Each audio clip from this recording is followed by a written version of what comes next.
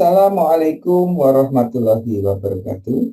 Pada kesempatan kali ini, kami akan memberikan penjelasan yang berisi pernyataan diri dosen dalam unjuk kerja Tridharma Perguruan Tinggi dalam bidang pengajaran, di mana video ini itu digunakan sebagai syarat untuk melengkapi sertifikasi dosen tahun 2026 yang kami ikuti.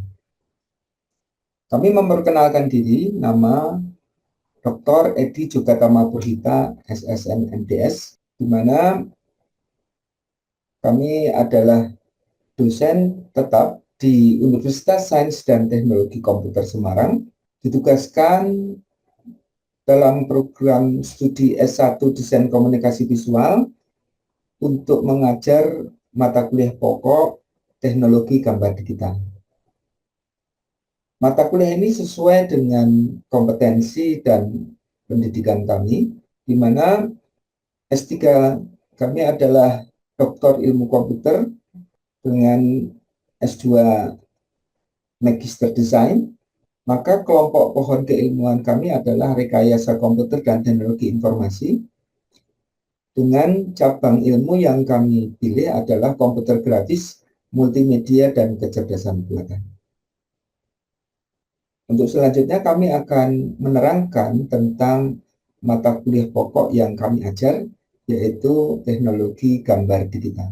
Teknologi gambar digital merupakan mata kuliah yang ada di program studi S1 Desain Komunikasi Visual dengan bobot SKS 3 SKS yang diajarkan pada semester 3, di mana perkuliahan akan berjalan selama 1 semester dengan 16 sesi pertemuan.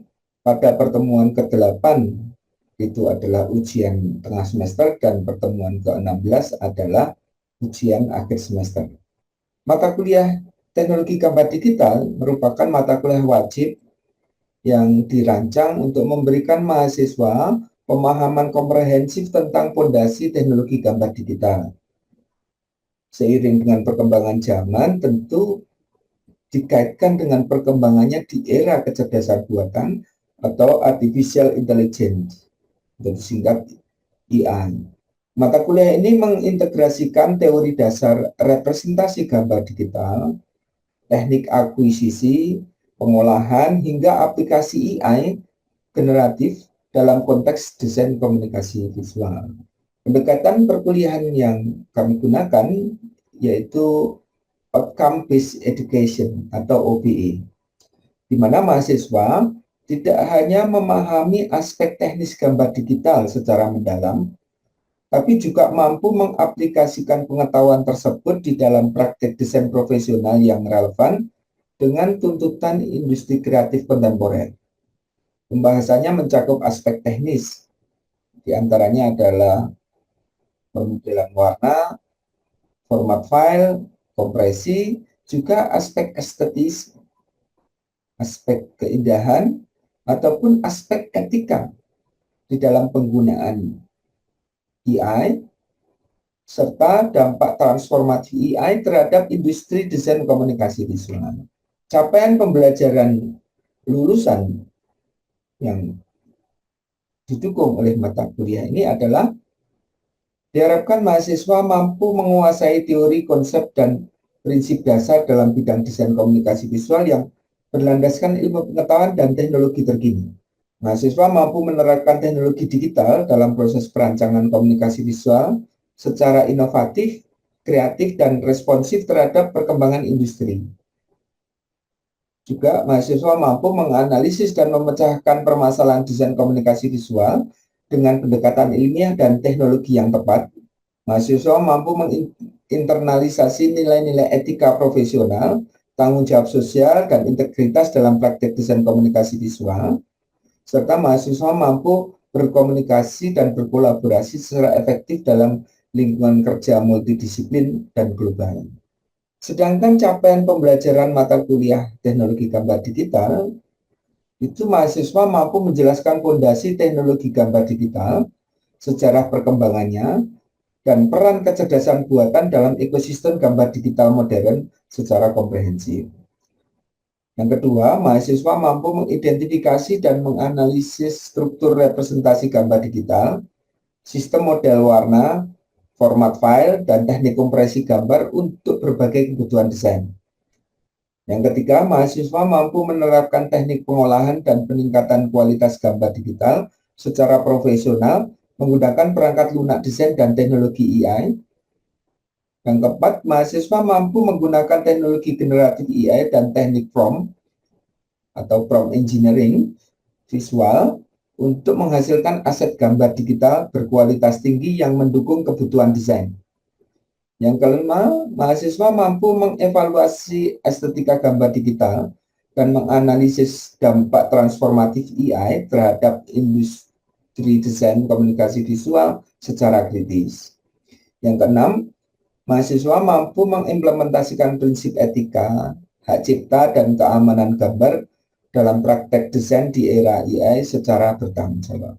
Dan komponen penilaian dari mata kuliah teknologi gambar digital, mahasiswa akan ditugaskan membuat tugas harian dan partisipasi, di mana keaktifan diskusi, latihan mingguan, dan eksplorasi itu mendapatkan bobot 15%. Sedangkan tugas terstruktur itu terdiri untuk 3 bagian, bobotnya 20%. Yang pertama, infografis timeline evolusi, itu ditugaskan dapat temuan keempat sampai ke-6, itu 10% bobotnya. Tugas praktek 1, di mana tugas non-destructive editing gambar digital, 5% bobotnya. Tugas praktek 2, image enhancement, itu 5%. Lalu ada tugas proyek, di mana mahasiswa akan diberikan satu tugas proyek berupa AI campaign visual set dan prompt library. Di sini pada pertemuan ke-12 hingga pertemuan ke-14. Sedangkan ujian tengah semester akan dilakukan ujian tertulis berupa esai, studi kasus, ataupun juga pilihan ganda. Ya, bobotnya 25% untuk ujian tengah semester. Sementara ujian akhir semester itu mahasiswa akan membuat portofolio digital 12%, ujian praktek bobotnya 10,5%, dan presentasi portofolio 7,5%, dengan total bobot ujian akhir semester adalah 30%. Dari kelima komponen penilaian, baik itu tugas harian, tugas terstruktur, tugas proyek, UTS maupun UAS, keseluruhannya mencapai bobot 100%. Kemudian kita akan tampilkan contoh video pembelajaran. Kami berharap bisa menjadi periksa. Selamat menyaksikan.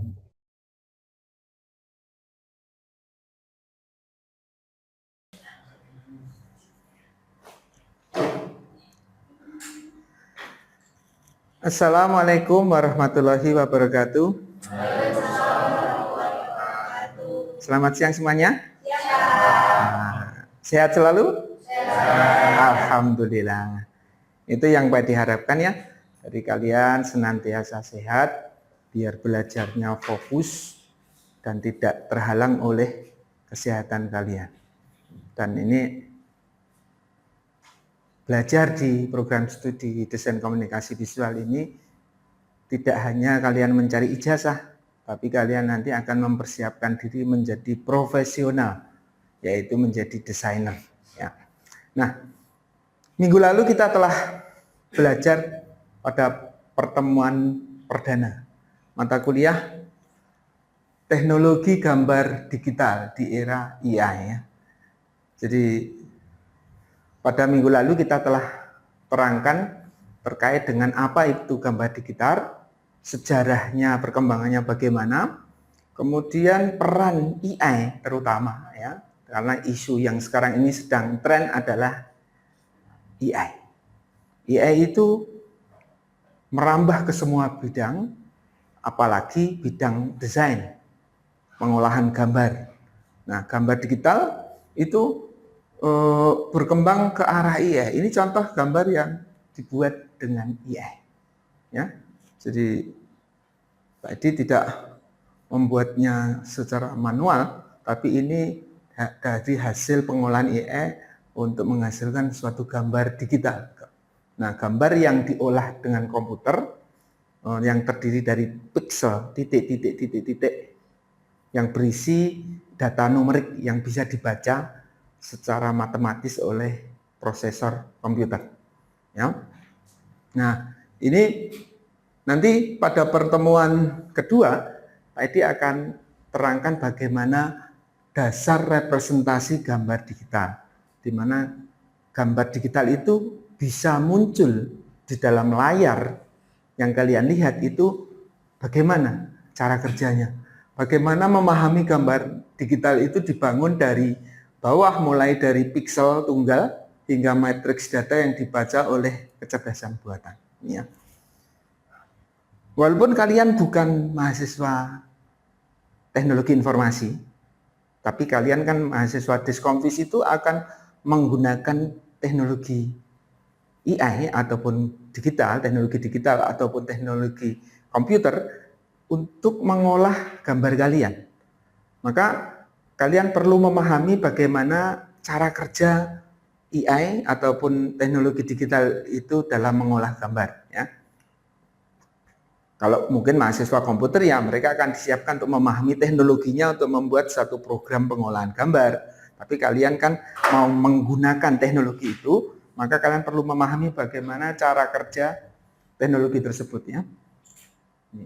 Nah, nanti apa yang kita pelajari ya? Jadi hari ini kita akan pelajari yang pertama tentang konsep pixel, bahwa gambar itu disusun sebenarnya oleh titik-titik-titik. Jadi titik-titik-titik-titik yang sebagai unit terkecil dari gambar digital. Nanti pixel itu akan membentuk gambar. Kemudian yang kedua tentang resolusi gambar.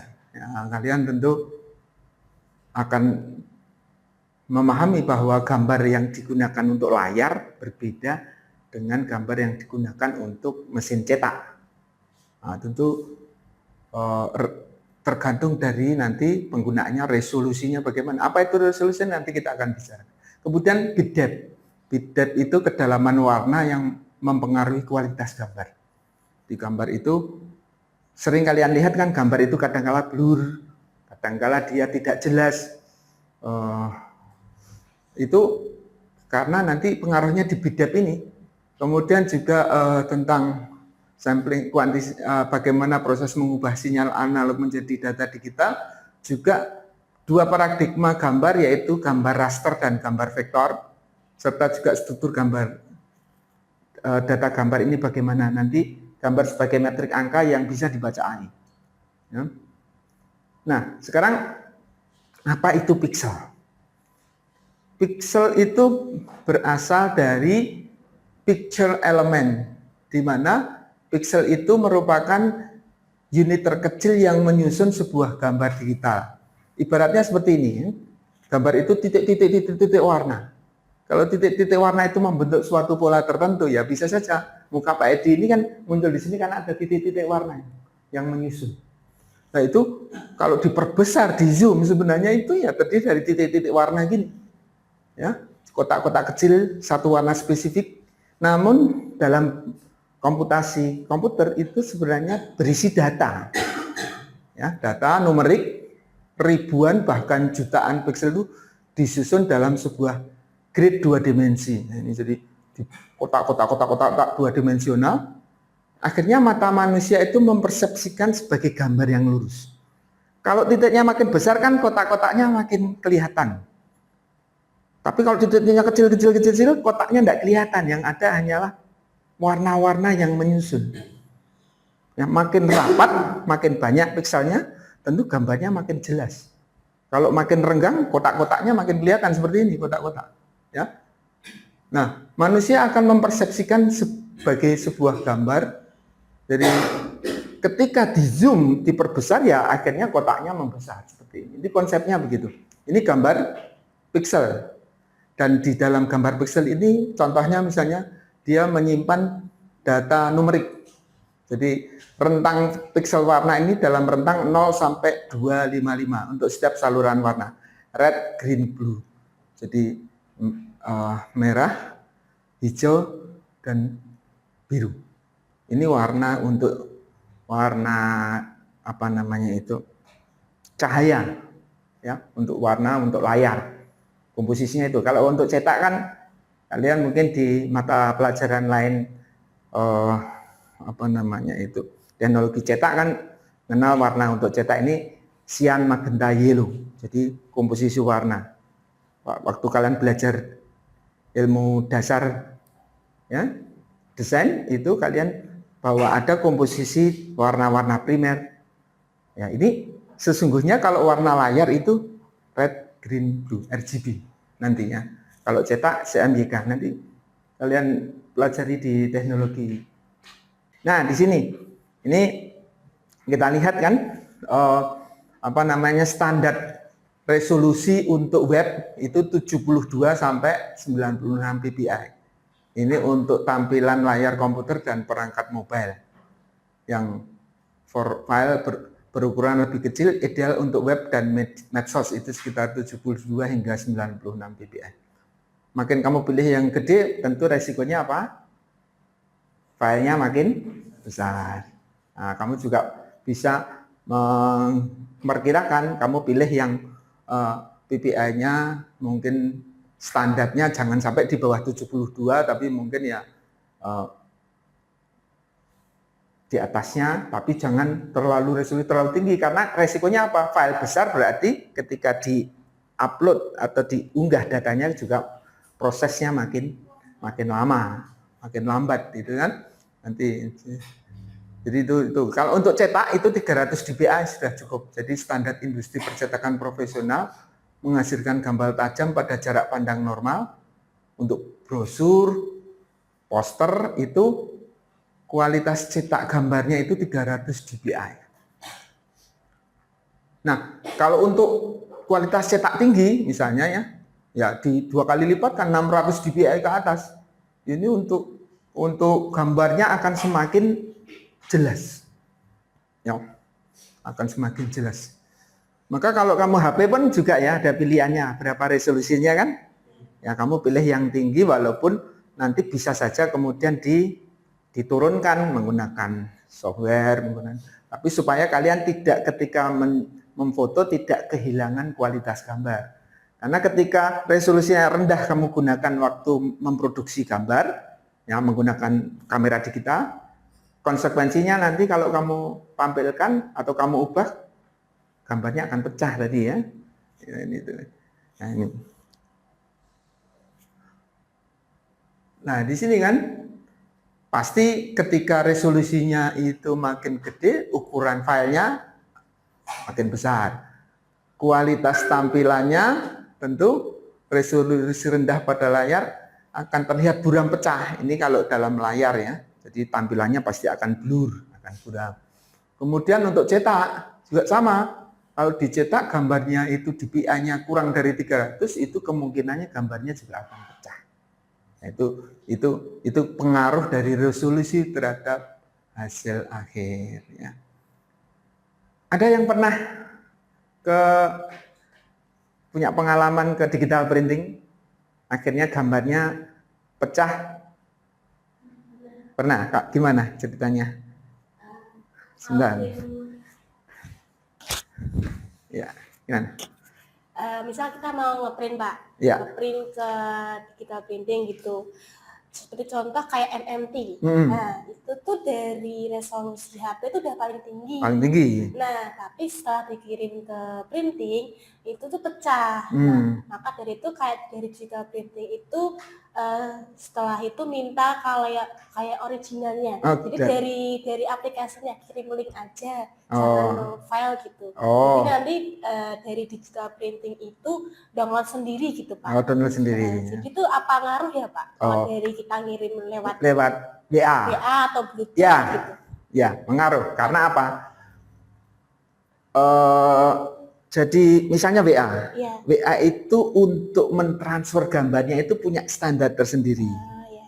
Sehingga gambar yang kamu semula resolusinya tinggi, dia disesuaikan dengan resolusi WA yang dia tentu resolusinya rendah supaya cepat diakses, dibuka di WA. Kepentingannya kan bukan untuk di print, tapi untuk ditampilkan di layar handphone. Jadi resolusinya akan diubah otomatis menjadi kecil. Nah kalau gambar itu diambil, ya tentu ini berarti gambar yang diambil gambar yang resolusinya rendah. Ketika dicetak blur. Makanya kamu kalau kirim WA, kirimkan link file. Nah, karena apa? Berarti resolusi aslinya yang didownload, bukan gambar yang ditampilkan WA. Nah, itu ya. Jadi kenapa kok dicetak dari WA itu menjadi cetak kok blur? Karena yang diambil oleh tukang cetaknya tadi adalah gambar yang sudah diubah resolusi sesuai WA yang rendah. Padahal harusnya gambar aslinya tadi toh. Nah, itu makanya itu betul pengalaman ini menjadi pelajaran. Sekarang kamu kalau kirim gambar ke ke tempat digital printing ya harus file aslinya. Lebih bagus biasanya ya kalau di WA juga ada kan unggah file lah, bukan fotonya ya unggah dokumen atau kamu simpan di Google Drive nanti biar diambil. Nah itu berarti yang diambil adalah file gambar aslinya, belum dikonversi resolusinya disesuaikan dengan resolusi WA yang hanya akan ditampilkan di layar. Ya benar blur, wong dia sudah diubah sama WA supaya cepat datanya dipanggil. Ya itu pengaruh daripada resolusi tadi. Oke. Ya bagus, ini kasus ini menjadi pelajaran kita untuk memahami terhadap pengaruh resolusi terhadap hasil akhir tadi ya. Jadi AI itu tidak bisa melihat gambar seperti mata, tapi AI itu membaca matrik angka. Jadi data di dalam, jadi sehingga data yang di gambar yang tersimpan di HP-mu itu sebenarnya berupa data numerik yang dia diterjemahkan oleh komputer untuk membuat gambar digital. Ya, itu pemahaman tentang representasi data gambar. Ya, kalian bisa pahami sebagai satu proses untuk merepresentasikan, mewujudkan gambar digital. Itu berbeda dengan proses mata kita melihat yang melihat cahaya, sementara komputer melihat data-data angka tadi. Maka kalian akan berkutat dengan komputasi, kalian akan berkaitan dengan komputer, ya. Untuk itu mekanismenya harus kalian pahami, termasuk tadi ada struktur datanya bagaimana, ada gambar grayscale, ada gambar RGB A, ada gambar RGB, ya itu nanti tadi sudah dijelaskan struktur datanya ternyata berbeda. Ya, nanti biasanya kalau kita editing istilah-istilah itu muncul, alpha channel, ya, resolusi. Nah, itu kalau kalian pahami kalian jadi oh yang dimaksudkan resolusi itu ini. Alpha channel ini berarti tingkat transparansinya. RGB ini channel-channel warnanya, bahwa dia tersusun dari warna tadi kodenya. Variasi kodenya bisa kalian ubah sendiri. Makanya kalau kalian ingin konsisten, misalnya di percetakan kan mesti tidak hanya Pak saya mau cetak warna hijau, tapi kalau kalian dalam skripsi juga begitu, warna hijaunya itu kode R-nya berapa? Ya, itu jadi kalian munculkan di sebelah sisinya adalah kode numeriknya, sehingga kalau dia itu nanti kode ini diketahui nanti oleh mesin pencetak dimanapun dia sama warnanya. Ya. Jadi dia tidak main kira-kira sebagaimana kira-kira dilihat mata, bukan. Tapi dengan kode yang warna tadi sama, tentu presisinya akan 100%. Ya, itu. Ini struktur data ya. Baik, saya kira itu kita tadi belajar tentang pixel, bit depth, juga perbedaan raster vektor, resolusi warna dan matrik data, di mana ini adalah pemahaman dasar tentang representasi gambar digital. Dan sekarang kita merambah ke dunia AI, maka kalian akan melihat bahwasanya sesungguhnya dunia itu akan bisa diciptakan melalui teknologi komputer.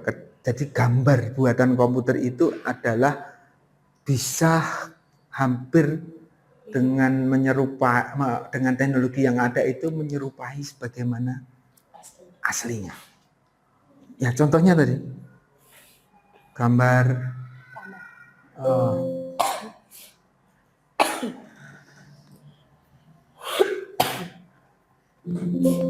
ini orang ini tidak ada. Ya, orang ini tidak ada orangnya.